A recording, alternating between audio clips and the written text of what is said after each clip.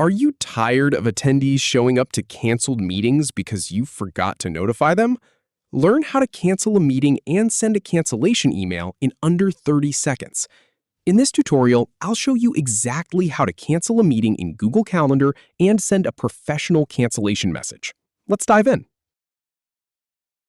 First, find the meeting you want to cancel in your Google Calendar and click on it to open the event details.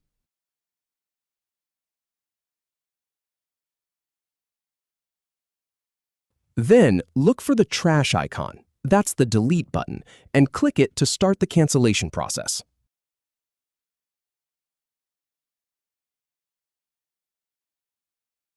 Now, a window will pop up where you can enter a subject and a message for your cancellation email. Once you're happy with your message, click Send to notify attendees that the meeting has been canceled.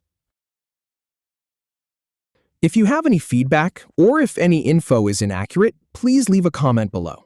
We'll do our best to answer or redo the video if needed. Thanks for watching.